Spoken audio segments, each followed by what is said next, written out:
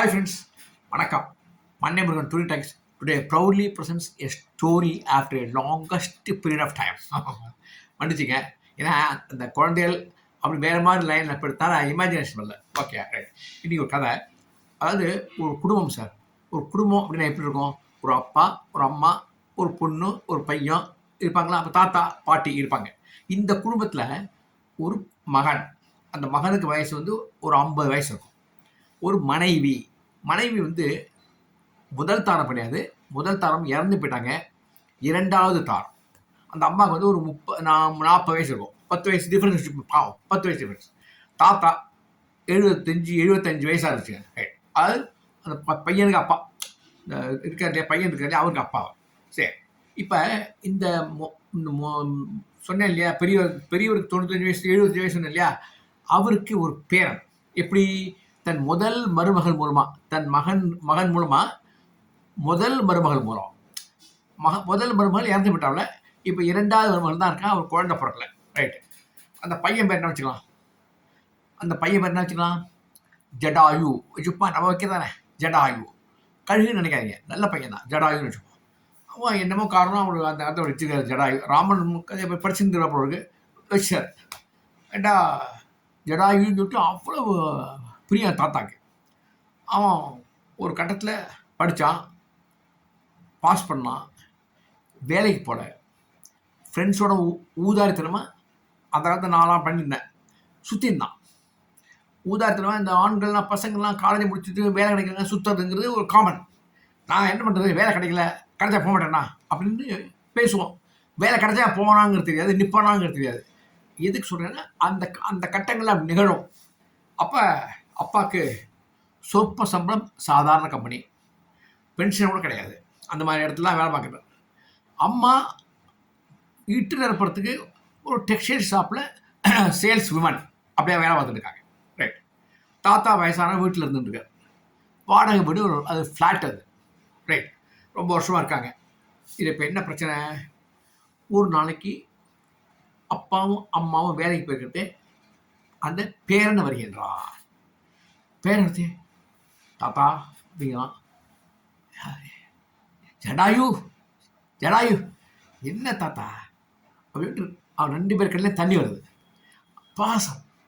தாத்தாவுக்கும் பேரனுக்கும் அந்த அளவுக்கு பாசம். ஏன்னா தாயில்லா பிள்ளையா வளர்ந்தான் இல்லையா. என்னதான் இளையதாரமாக இருந்தாலும் தன் முதல் மருமகளுக்கு, அது சொந்த மருமகள் தான் கொடுத்துருக்காரு, சொந்த பொண்ணு தான் கொடுத்துருக்காரு அவர். அந்த மருமகள் இறந்து போயிட்டா இல்லையா. அப்போ அந்த குழந்தைக்கு என்ன ஒரிஜினல் தாய் இல்லை, 2ஆம் தாரத்து மூலமாக தான் வளர்க்கப்படுறான். என்ன இருந்தாலும் அந்த ஒரு அஃபெக்ஷன் வந்து குறையும், கம்மியாக. புரிஞ்சா உங்களுக்கு? சரி.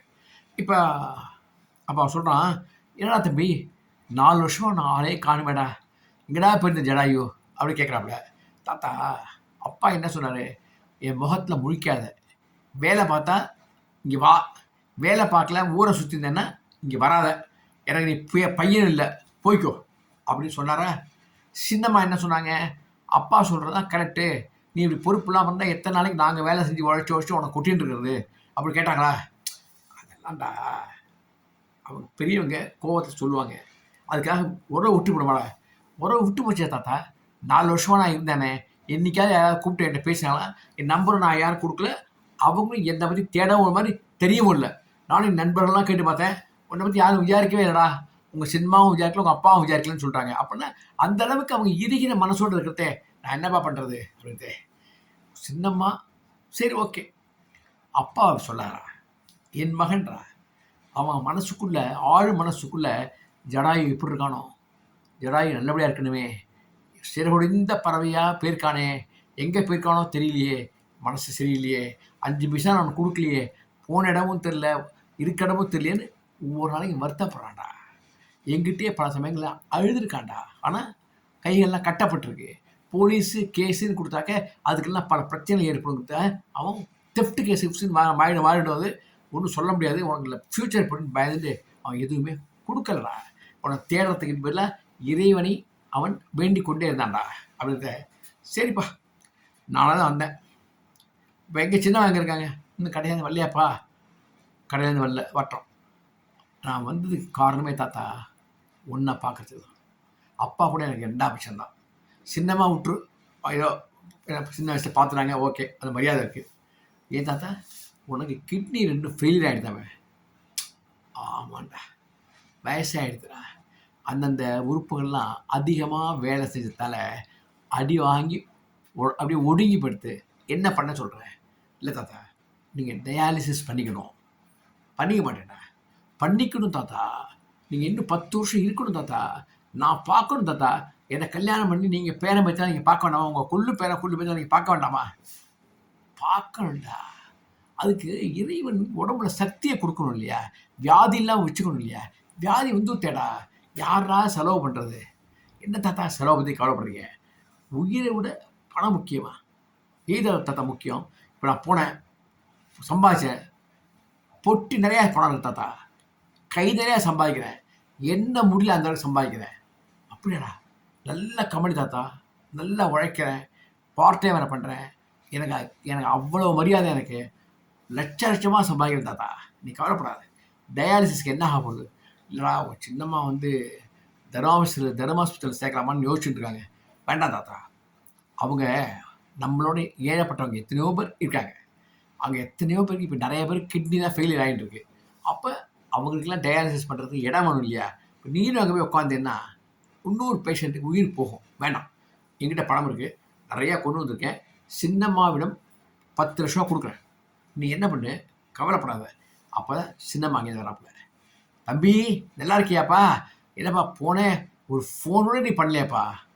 இல்லை சின்னம்மா, எனக்கு தாத்தாவுக்கு உடல்நிலை சரியில்லை அப்படின்ற மாதிரி மனசுலேயே எனக்கு ஒரு தோல்னே இருந்தது. தாத்தாவை பார்க்காம இருக்க முடியாது. சின்ன வயசில் ஆனாவண்ண சொல்லிக் கொடுத்ததுலேருந்து 1ஆம் கிளாஸ் 2ஆம் கிளாஸ் 3ஆம் கிளாஸ் பாடங்கள்லாம் சொல்லிக் கொடுத்து கணக்கெல்லாம் சொல்லிக் கொடுத்தவர். அவரால் உடம்பு சரியில்லைன்னா அவர் எப்படி இருப்பான்னு தெரியலையே, வயசாகிட்டே இருக்கே, அவரை பார்க்கத்தான் நான் மெயினாக வந்தேன். 2 சிறுநீரகமும் செயலிழந்து கிடக்குன்னு சொன்னார். எனக்கு தெரிஞ்சுது. நான் அவருக்கு பணம் கொடுக்குறதுக்காக, உதவி செய்யறதுக்காக வந்தேன். உதவி செய்யறதுக்கு பணத்தை அவர்கிட்ட கொடுக்குறது முன்னாடி உங்கள்கிட்ட கொடுத்துட்றேன். நீங்கள் அவருக்கு வாரத்துக்கு 3 தடவை டயாலிசிஸு, சிறுநீரக ஸ்பெஷலிஸ்ட் இருக்கார், நான் அவரை பார்த்து சொல்லிட்டு போடுறேன். அவர் செஞ்சு வாரம் அவங்க செஞ்சு விட்ருவாங்க. தாத்தாவையே நல்லபடியாக கவனிச்சுங்க, எனக்காக கவனிச்சுங்க. எனக்கு கல்யாணம் ஆகி எனக்கும் குழந்தை பிறந்து தாத்தா கொள்ளு பேரையும் ஆசீர்வாதம் பண்ண வேண்டும் என்பது எனது விருப்பம். அப்படின்ட்டு நல்லதா குழந்தை, நீ சொல்கிறது நல்லது, நல்ல எண்ணம் தான். இப்போ எங்கே இருக்க நீ? டெல்லியில் இருக்கேன். டெல்லியில் இருக்கியா? சரி, என்ன சம்பாதிக்கிற? நான் பெரிய கம்பெனியில் இருக்கேன். அந்த கம்பெனி பேரெலாம் சொன்னால் புரியாது, வெளிநாட்டு கம்பெனி தான் அது. நிறையா சம்பாதிக்கிறேன். அதனால தான் நான் 10 லட்ச ரூபா கையில் தரேன்னு சொன்னேன். மேற்கொண்டு எவ்வளோ வேணாலும் என்கிட்ட பணம் இருக்குது, தருவேன். உடம்பு தாத்தா அப்படி நீ காப்பாற்றுங்க. தம்பி, ஒரு சின்ன உதவி தேவைப்படுதுப்பா. என்ன? இந்த ஃப்ளாட் ஓனர் விற்கிறேங்கிறாரு. ஓ, நம்ம ரொம்ப வருஷமாக இங்கே இருந்தாச்சு, சுற்றி பழக்கங்கள்லாம் நம்ம ஏற்பட்டு போச்சு. ஒரு புது இடத்துக்கு போகிறதுனா ரொம்ப சிரமம். இந்த ஃப்ளாட்டையே நம்ம வாங்கிக்கலாம் அப்படின்னாக்க அவர் என்ன சொல்கிறாரு, 50-55 லட்ச ரூபா போகும், நீங்கள் ரொம்ப வருஷமாக இருக்கீங்க, 40 லட்ச ரூபாய் தான் கொடுங்கன்னு சொல்கிறாரு. ரிஜிஸ்ட்ரேஷன் 5 லட்சம் ஆனாலும் 45 லட்ச ரூபா வேண்டியிருக்கு. உன்னால் உதவி செய்ய முடியுமா அவர்கிட்ட? நான் தரேன். நான் இருக்கிறதையே பேங்கில் எடுத்து ரிஜிஸ்டர் பண்ணிங்க. ஆனால் ரிஜிஸ்ட்ரேஷன் பண்ணுறத என் பேரில் பண்ணுங்க, என் பேரில் பண்ணாதீங்க, அப்பா பேரில் பண்ணுங்க. ஜாக்கிரதையாக வீடை மெயின்டைன் பண்ணிங்க. நான் எப்போ எனக்கு திருமணம்னு ஒன்று ஏற்பட்டு அது உங்கள் மூலமாக நடந்தாலும் சரி, என் மூலமாக நடந்தாலும் சரி, தாத்தாவே பார்த்து யாராவது சொந்தக்காரங்க இருக்காங்களா போய் பாருங்களான்னு சொல்லி அப்படி நடந்தாலும் சரி, அதுக்கப்புறமா நான் குழந்தைல இங்கே வரலையும் நல்லபடியாக மெயின்டைன் பண்ணிட்டு வீடையும் பார்த்துட்டு தாத்தாவே உயிரோட பார்த்துங்க, நான் பணம் தரேன் அப்படின்னு சொல்லி வீடையும் ரிஜிஸ்ட்ரேஷன் செய்யக்கூடிய அளவுக்கு வாங்கி பத்திரத்தை முடிச்சுட்டுருவோம். எந்த அளவுக்கு ஒரு உத்தம பையன். என்ன காரணம்? அப்பா போட்ட ஒரு போடு. இந்த 5 தலை பாம்பு சீர்னா 1 தலை பாம்பு சீர்னாலே தாங்காது. 5 தலை நாக மாதிரி அவர் சீறி நான் ஒரு கொத்துனப்போ தான் ஓடினான் டெல்லிக்கு. அந்த ஈகோ 5 வருஷம் பார்க்க முடியாமல் இருந்தது. ஆனால் தாத்தாவுடைய பாசம், ரத்த பாசம். அப்புறம் அடுத்தது அப்பா, ஏன்னா அப்பா இல்லையா, அந்த பாசம் வந்துட்டான். சின்னம்மா ஓகே ரைட். இப்போ சின்னம்மாவுக்கு அப்படியே உடம்பு முழுக்க சந்தோஷம். அப்பா அப்புறம் வந்தாச்சு, பேசியாச்சு, அப்பா பார்த்தாச்சு, அப்பா கட்டி பிடிச்சாரு, முத்தம் கொடுத்தாரு, அழுதாரு, கண்ணா எல்லாம் சினிமாவில் நடக்கிற மாதிரி இவன் கட்டி பிடிக்காது, அப்பா அவன் என்ன பண்ணுறது கேட்குறது, அப்புறம் தம்பி பிடிச்ச பணியாரத்தை பண்ணி விடுறீங்க, பலாரத்தை பண்ணி விடுறீங்க, எல்லாம் நடக்கிறது, எல்லாம் முடிஞ்சு போச்சு. இப்போ டெல்லி போயாச்சு, வேலைக்கு போயிட்டான். தாத்தாவை எந்த விதமான விசேஷமான மருத்துவமனையிலும் சேர்க்கப்படவில்லை. மாறாக 100 101 தர்மாஸ்பத்திரியில் சேர்க்கப்பட்டார். கேட்டாங்க, ஆஸ்பத்திரி இருக்காருன்னு ஒன்று காமிக்கணும் இல்லையா, ஒரு கோடு போடணும் இல்லையா, அதுக்காக சேர்க்கப்பட்டார். தர்மாஸ்பத்திரியில் இருப்பார். அவங்க எப்போ டயாலிசிஸ் பண்ணுவாங்களோ அப்போ டயாலிசிஸ் பண்ணுவாங்க. அந்த அவருடைய பையன் இருக்கான் இல்லையா, அவன் பையன் வந்து போய் ஆஃபீஸுக்கு போகிறதுக்கு முன்னாடி அப்பா பார்த்துட்டு என்னெல்லாம் பண்ணோம் பண்ணிவிட்டு ஆஃபீஸ் போவார். லஞ்சு அப்பா பார்ப்பார். அப்பா படுத்துட்டு இருப்பார். நர்ஸ்லாம் சொல்லிட்டு போவார். நர்ஸுக்கு என்ன கொடுக்கணுமோ அதெல்லாம் கொடுத்து கொஞ்சம் பார்த்துக்க சொல்லுங்கள் அப்படின்னு சொல்லிட்டு போவார். என்ன அப்பா மகன் அந்த உறவு. அந்த மருமகனுக்கு பிரச்சனையே கிடையாது. அவன் எல்லாம் கையில் இருக்கிற படங்கள்லாம் வாங்கியாச்சு. டயாலிசிஸ்க்கு 10 லட்சம் தனியாக வாங்கியாச்சு. வீடு வாங்கியாச்சு, ஃப்ளாட் வாங்கியாச்சு. ஒரு பிரச்சனையும் இல்லை. வீட்டுக்காரன் பேரில் இருந்தால் என்ன, சிண்டை பிடிச்சி என் பேரில் மாற்றினா அவன் மாற்ற போகிறான். அதுவும் பிரச்சனை கிடையாது. ஈஸியானது தான். அதெல்லாம் ஒன்றும் பிரச்சனை கிடையாது. தாத்தா அங்கே டயாலிசிஸ் போயிட்டுருக்கு. முடிஞ்சு போச்சு. அப்புறம் அப்படியே முடிஞ்சு போச்சு. டயாலிசிஸ் முடிஞ்சு போச்சு. அது போயிட்டுருக்கு. தாத்தாவுக்கு ரொம்ப மனசு. பையன் வந்து பேரன் வந்து 10 லட்சம் கொடுத்தான். இவங்க இங்கே போட்டு நம்மளை தர்மாஸ்பத்திரியில் பண்ணிட்டு இருக்காங்க. வீடும் வாங்கி கொடுத்துட்டான் அப்படின்னு ஒரு நாளைக்கு அவனை பற்றி கவலையிலே இருக்கிறதே ஒரு மெசேஜ் வருது. என்னன்னாக்க, இவருடைய பையனுக்கு கிட்னி ஃபெயிலியர் ஆகிடுது. அதுதான் இப்போ தாத்தா உட்காந்துருக்காரு இல்லையா, தாத்தாவுடைய பையனுக்கு 2 கிட்னி ஃபெயிலியர் ஆகுதுன்னு சொல்லிட்டு திடீர்னு ஒரு மெடிக்கல் செக்அப் பண்ணுறாங்க. ஓவர் சுகர் பூஸ்ட் ஆகி கிட்னி 2 அவுட் ஆகிடுது. அப்போ தாத்தாக்கு தவிக்கிறார். என்ன பண்ணுறது தெரில. அப்போ இந்த அம்மா வராங்க, மருமகன் வருது. இந்த மாதிரி திடீர்னு ஆயிடுத்துங்க, என்ன பண்ணுறது தெரில. மல்டி ஸ்பெஷாலிட்டி சிறுநீரக ஹாஸ்பிட்டலில் காமிச்சோம். உடனே நீங்கள் வந்து செயற்கை மாற்று அறுவை சிகிச்சை, இந்த கிட்னி சிறுநீரக அறுவை மாற்று சிகிச்சை பண்ணிக்கணும், இல்லைன்னா டயாலிசிஸ் பண்ணணும். டயாலிசிஸ் பண்ணால் எத்தனை நாளைக்கு ஓடுங்கிறது தெரியாது, அது பண்ணிக்கிறது தான் நல்லது அப்படிங்கிறது எழுதி வைக்க சொன்னார். ரிஜிஸ்ட்ரேஷன் பண்ணியிருக்கோம், பணமும் கொடுத்துருக்கோம். விசேஷமான ஆஸ்பத்திரி, விசேஷமாக கவனித்தாக்க விசேஷமாக ஏதாவது ஏற்பாடு பண்ணி விசேஷமாக கிட்னி கொண்டு தருவாங்க. அது மாதிரி ஏற்பாடு பண்ணியிருக்கோம். அப்படியாப்பா, எப்படியோ என் பையனை காப்பாற்றுமா, அவன் ஒன்றும் தெரியாதுமா, வேலைன்னு வேலைக்கு போயிட்டுருப்பான், கத்துவான், ஒன்றும் தெரியாது. பையனே பாரு டெல்லியில் இருக்கான். ஒரு பையனை கூட அரவணைச்சி போக தெரியாமல் துப்புக்கிட்ட பையன், வேலையை படிக்கிற நேரத்தில் படிக்கல. அவன் பையன் எப்படியோ பொழைச்சிட்டான். பார்த்துப்பா, பையன்ட்டு சொன்னால் நிறையா பணம் கொடுப்போம்மா அப்படின்ட்டு அது ஏற்பாடு பண்ணிட்டுருக்கோம். சிறுநீரகம் கிடைக்கட்டும். சிறுநீரகம் கிடச்சதுக்கப்புறமா நான் வந்து அந்த ஹாஸ்பிட்டலில் சொல்லி நான் எவ்வளோ அமௌண்ட்னு கேட்டு நான் வாங்கிக்கிறேன் அப்படின்ட்டு பார்த்துக்கோமா அப்படின்ட்டு அழகிறார். பையன் அழகிறார். ஒரு கட்டத்தில் வந்து ஒரு 15 நாள் இருக்கும் ஆயிடுறது. மருமகன் ஓடி வருகிறார். சந்தோஷமாக ஓடி வர்றார். தாத்தா தாத்தா அவனை கூப்பிடுவோம். தாத்தா சொல்லுமா, உங்கள் பையனுக்கு சிறுநீரகம் கிடச்சி சக்ஸஸ்ஃபுல் ஆயாச்சு. சக்ஸஸ்ஃபுல். இந்த மாதிரி ஒரு சிறுநீரகம் அப்படி பொருந்திருந்தே கிடையாதுன்னு டாக்டர்லாம் அசந்து போயிட்டாங்க. அவ்வளோ அம்சமாக பொருந்திருக்கு. ஃபஸ்ட் கிளாஸாக வந்து யூரியா கிரேட்லாம் நல்லபடியாக இருந்து 100 சக்ஸஸ் பொழைச்சிட்டாரு. அப்படியா, ரொம்ப சந்தோஷமாக. வேண்டாம் தெய்வம் இல்லை, குலசாமிகிட்ட வேண்டியிருக்கேன், அவசியம் போயிட்டு வாம்மா அப்படின்ட்டு. நான் போயிட்டு வரேங்க, அவசியம் குலசாமி போயிட்டு வரேன். தம்பிகிட்ட சொன்னேன், தம்பிகிட்ட ஃபோன் பண்ணேங்க, தம்பி ஃபோனே எடுக்க மாட்டேங்கிறாப்புல, என்னன்னு தெரில. சரி, தம்பி எப்படி தான் நம்ம ஒரு ட்ரிப்பு ஃபோன் பண்ணுவார், அப்போ சொல்லலான் இருக்கேன் அப்படின்ட்டு. சரிம்மா, பையனை பார்த்துக்கோ, என் பையனை பார்த்துக்கோ, நான் இங்கே இருக்கேன், வாங்க, எனக்கு வயசாக எடுத்து இவங்க நர்ஸெல்லாம் பார்த்துக்கிறாங்க எல்லாமே, நீ போயிட்டு வாமா அப்படி படிச்சுடுவாங்க. அப்போ தான் வந்து ஒருத்தன் வரான். பக்கத்தில் ஒரு கேஸ் இருக்குது, அது ஒரு கிட்னி பேஷண்ட்டு டயாலிசிஸ் போயிட்டு போகிற கேஸ் அது டயாலிசிஸ் ஓடிட்டு இருக்கிற கேஸ் அது. அப்போ அவர் பார்க்க வந்தோம். எல்லாம் வந்தால் கிராமத்துக்கு வந்தாலும் வந்து பை வாழை என்னெல்லாம் கொடுக்கலாமோ இதெல்லாம் கொடுக்கக்கூடாதோ அதெல்லாம் கொண்டு வருவோம். அவர் கொடுக்கக்கூடியதாக கொண்டு வர மாட்டான், கொடுக்கக்கூடாத அந்த ஆரஞ்சு அந்த மாதிரி பழங்கள்லாம் கொண்டு வருவோம், வாழைப்பழம் எல்லாம் கொண்டு வருவோம். அது கொடுத்து ஒரு பேப்பரும் இருந்தது இல்லை. பார்த்தோன்னே இவர் என்ன பண்ணார், தம்பி சொல்லுங்க ஐயா, தலையை போர் அடிக்கிறது, நான் படிக்கிற பழக்கம் உள்ளவோம். சின்ன வயசுலேயே என் பேருக்கு நிறைய கதையெல்லாம் சொல்லுவேன், நிறைய புஸ்தகம்லாம் படிக்கிறதுக்கு சொல்லிக் கொடுப்பேன். இப்போ எனக்கு பேப்பர் பார்க்கணுமா, பாருங்க. பேப்பர் கையில் கொடுக்குறான். பேப்பர் பார்த்துட்டு நல்ல செய்தியெல்லாம் பார்ப்பார். இப்போ நல்லா சந்தோஷமாக செய்தியெல்லாம் படிப்பார். சில விஷயம்லாம் அவனுக்கு பிடிக்கும், அதெல்லாம் பார்ப்பார். இந்த ஜோக்ஸ்லாம் போட்டிருப்பான், அதெல்லாம் படித்து பார்ப்பார். படித்து பார்க்குறது ஒரு படம் போட்டவங்க இந்த வீரத்தமிழருக்கு தமிழக டெல்லி பாராட்டு, டெல்லி புகழ்ந்து தள்ளியது அப்படின்னா பார்த்தா யார் இவன் பேரான், ஜடாயு ஃபோட்டோவா என்னடா அப்படின்னாக்க, தம்பி இந்த ஃபோட்டோ ஆமாங்க இன்றைக்கி தாங்க, ஆனால் இது வந்து இந்த டெல்லி இந்த பையன் ஃபோட்டோ போட்டு இது இது ஒரு மாதத்துக்கு முன்னாடி நடந்தது, 20 நாள் முன்னாடி நடந்தது அது. அப்படியா? அந்த இது அது வந்து இப்போ தான் செய்தியாக போடுறாங்களா? ஆமாங்க. அப்படின்ட்டு என்ன படித்து பார்க்குறாரு. படித்து பார்க்குறது தான் கண்லேயும் தண்ணி கொட்டுறது. படிக்கிறார், விக்கி விக்கி ஆடுறார். என்னடான்னா, இவன் வண்டியில் போயிட்டே இருக்கிறத எதிராப்புல வந்த இன்னொரு வண்டி மோதி ஹெல்மெட் போட்டாலுமே மூளைச்சாவு ஏற்பட்டு விட்டது. ஆக்சிடெண்ட்டில் ஜடாயுவுக்கு மூளைச்சாவு. ஜடாயு நல்லவன். அவன் என்ன பண்ணிட்டான், சாகரத்துக்கு முதல்ல எழுதி வச்சிட்டான்.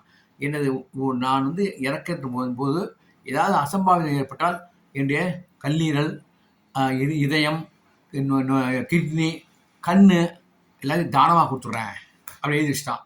உடனே என்ன பண்ணாங்க, அந்த தேட்டரில் கொண்டு போய் யார் என்னன்னு பார்க்கறதுக்கு முன்னாடி இந்த டயத்தை எடுத்துணும் இல்லையா, எல்லாத்தையும் எடுத்து ரெடி பண்ணி வச்சாங்க. அப்போ அதுக்கப்புறம் அவனுக்கு எங்கே யார்கிட்ட கான்டாக்ட் பண்ணால் தெரியல, அவங்களே அங்கேயே முடிச்சாங்க. அவனை பரியலில் பண்ணி அது இது எரியூட்டி பண்ணி கணக்க முடிச்சாங்க. அப்போ பார்க்குறவனுக்கு தொண்டை அடைக்கிறது.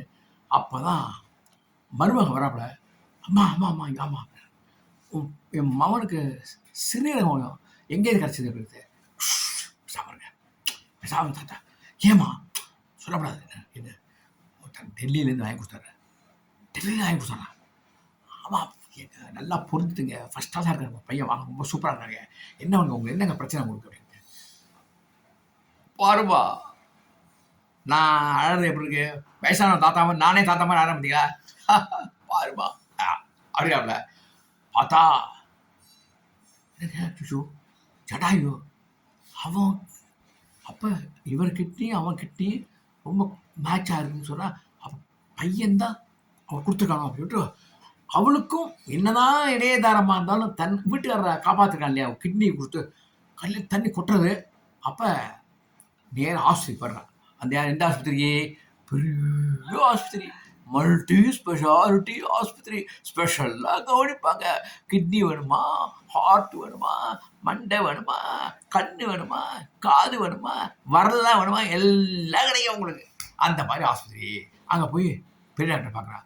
டாக்டர் உண்மையை சொல்லு டாக்டர் அப்படின்னு. என்ன, நீ பணம் கொடுத்த ஆப்ரேஷன் பண்ணியாச்சு, 20 லட்ச ரூபா முடிஞ்சு போச்சு, உனக்கு இது சீப்புன்னு நினச்சிக்கோ போ அப்படின்ட்டு.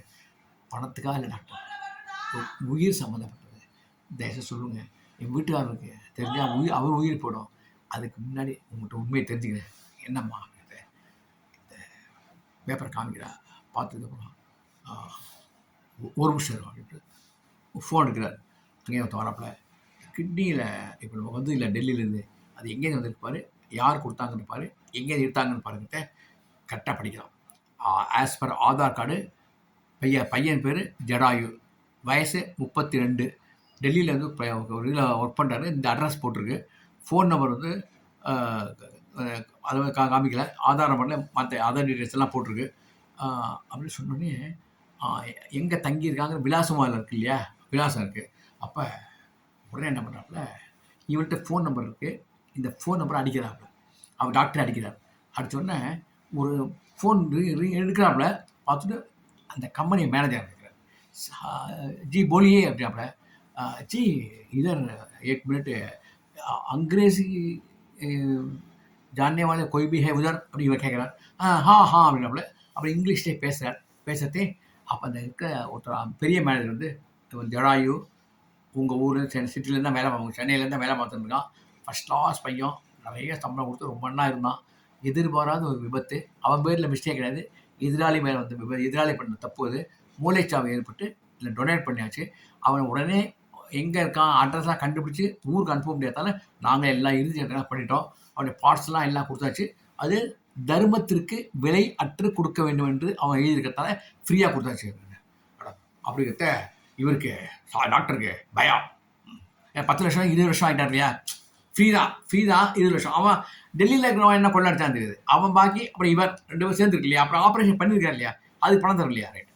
அப்போ ஆமாம்மா, ஜடாயு தான் உங்கள் மகன் தான் அப்பாவுக்கே கிட்னியை கொடுத்துருக்கான் அப்படின்ட்டு அவர் கண்ணை எடுத்து இப்படி தொடச்சிக்கிறார்.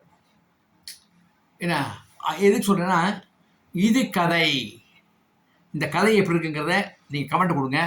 அதுக்கப்புறம் அவன்கிட்ட அப்பன்ட்ட சொன்னாக்க கிட்னி நிற்கும், ஹார்ட் போடும். அதனால் இவன் என்ன பண்ணிட்டா, நைஸா நாசூக்கா எதுவுமே சொல்லாமல் பேப்பரை சுக்கு தூரம் கிழிச்சு போட்டு தாத்தாட்ட வந்து காலில் விழுந்து மன்னிச்சுங்க தாத்தா, அவனுடைய ஆசையை நிறைவேற்றலை, 10,00,000 பணம் கொடுத்தான் உங்களை டயாலிசிஸ் பண்ண சொல்லி, ஏமாத்தினேன், உங்களை தர்ம ஹாஸ்பிட்டலில் சேர்த்து இலவசமாக ட்ரீட்மெண்ட் கொடுக்க சொல்லிட்டு அந்த 10,00,000 நான் ஏமாற்றி என் அக்கௌண்ட்டில் போட்டு வச்சு சந்தோஷமாக இருந்தேன்.